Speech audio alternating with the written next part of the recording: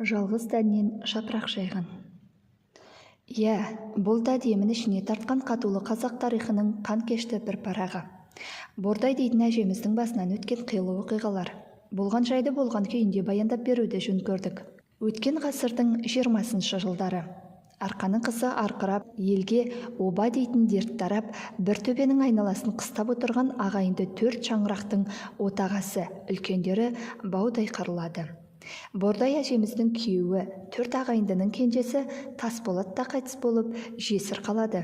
Онымен қоса Тасболаттың басқа ағаларынан қалған 10 жасқа толмаған балалардың өзі 20-ға жуықтайды. Оған өзінің ұсақ балаларын, өзге ересек балаларды қосқанда 40-қа тақау жан қалады. Бас қалқалары Бордай әжеміз және Тасболаттың тұңғышы 20 жасқа енді ілінген Байділда. Біреуді біреу білмей мәңгірген, әркім жанын сақтап қалуға қам қылған заман. Сонда Бордай әжеміз мұнда еш туысы жоқ, панасыз қалған балаларды бір жағы обадан алып қашып, бір жағы аталары өскен жұртқа апармақ болады.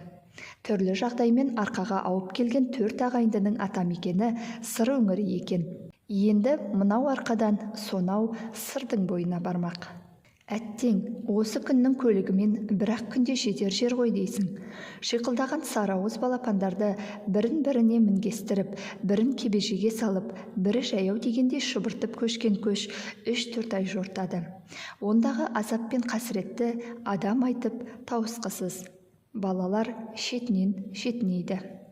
Тіпті түйедегі кебежеге салып қойған Бордай әжеміздің Айсұлу, Күнсұлу дейтін 2 қызы бір-біріне асып қараймыз деп, бірін-бірі түйенің астын алып түсіп, опат болады. Жол бойы адам көміп отырып, арып-ашып өліп талып сырға жеткенде, әлгі адамдардан 7-8-і ғана қалыпты. Келген соң ауа жақпай тағы өліп, ең соңында Бордай әжеміз Байділда, 3-4 жасар бір бала және омыраудағы сүт кенжесі Сәдуақас қана қалыпты. Біраз уақыт өтіп үйренісіп, енді өлім осымен тоқтап қалар деп үміттеніп отырғанда көшті бастап келген Байділда да қайтыс болады. Жап-жас болып оншама жерден бұ жаққа балаларды бастап қалай келді екен деген елдің сөзі тиді ме, көзі тиді ме, Байділдам ауырмай сырқамай қайтыс болды ғой қарғам дейтін көрінеді әжеміз. Қабырғасын қайыстырған қайғыны көтеріп, қалың жұрттың ішінде бұлар да тіршілігін жалғайды.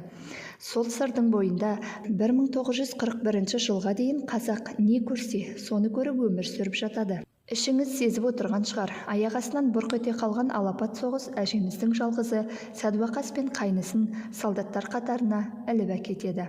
Бордай әжеміз мәңгіріп қалыпты дейді сонда. Баласының құшақтаған қолдары тас болып қатып, үн-түнсіз отырып қалыпты.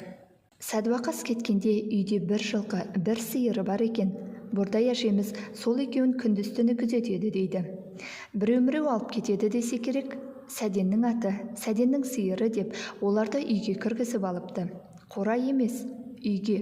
Суды алыс өзеннен иін ағашпен әкеліп суарып, кейде тіпті құшағына балта қыстырып, өзі босағада жатады екен. Біреуге қаралы қағаз келіп жылап, біреудің жаралы ұлы келіп жылап, ел күнді күнге, түнді түнге жалғап жылаудан көз ашпаған ауыр кезең. Көп уақыт өтпей-ақ қайнысы жайлы да қара қағаз келіпті. Қайғы одан сайын қалыңдап, үрей одан сайын үдеп, Бордай әжеміз де Құдайдың құтты күні жылаумен болады екен. Бір күні кеште Бордай әжеміздің үйіне көршілері кіріп келеді. Орнынан атып түрегелген әжемізге қуанышты хабар айтады. Сәдуақас, Сәденіңіз келді апа, деп сүйіншілейді.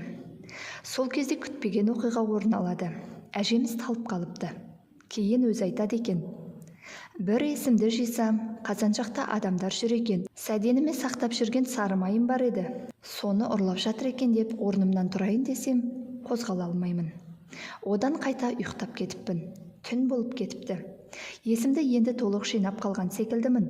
Бағана келгендердің сөзі есіме түсті. Сәденіңіз келді деп еді ғой. Сәденім менің төсегімнің алдында жататын. Келсе, сол жерге жатады ғой деп қарасам, Құдайым-ау, жатыр сол жерде. Қорылдап ұйықтап кетіпті. Сенер емеспін. Сәденіңмін деп келіп, Сәденнің атын алып кеткелі жүрген біреу болмасын деп ойлап қоям. Содан кейін төсектен түсіп, ақырын аяғын сипаласам, Сәденім секілді.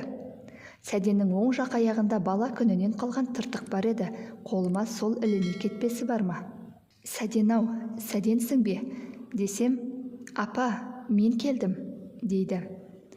Құдай-ау, шын екен. Құшақтай бергенім сол еді, мен бейшара қайта талып қалыппын ғой.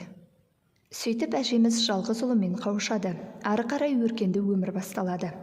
Сәдуақас Күләш деген тәрбиелі, көргенді қызбен үйленіп, екеуі аналарын өмірінің соңына дейін алақандарына салып әлпештейді. Сәдуақас та айнала жұртқа аяулы кісілікті, ерен азамат екен. Құдай тілегін беріп, ұрпақтары өсіп өркендейді. Қазір қара шаңырағы тамыры терең, жапырағы жайқалған теректей мәуелі әулет. Қызылорда облысы Сырдария ауданында тұрады.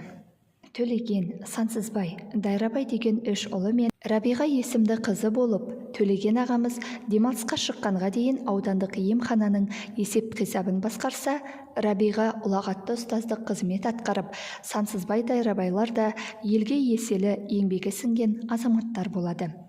Еселі еңбек деп отырғанымыз, Сансызбай ауданда алғаш рет Сәдуақасовтар дейтін отбасылық оркестр құрып, өзі де талай шәкірт тәрбиелеп шығарады.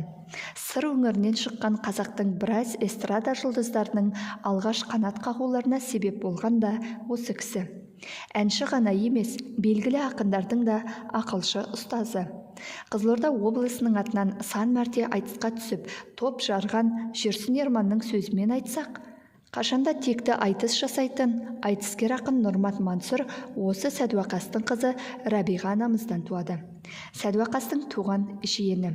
Осы Нұрматты да сонарға шығарда қырандай баптап отыратын Сансызбай көкеміз екен. Сәдуақастың ел алдында сөз алар жиені Нұрмат қана емес, Бағдат дейтін ағасы аудандық мектептің 2 тізгін 2 шылбырын қолға алып, ұлт ұрпағын тәрбиелеуде ерінбей еңбек етуде.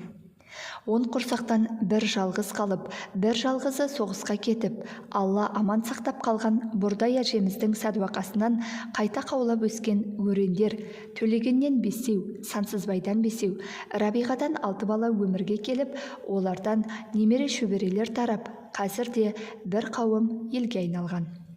Өткен кеткенді әңгіме қылғанда Бұрдай әжеміз, мен қанша жыласам да Аллаға еш налыған емеспін.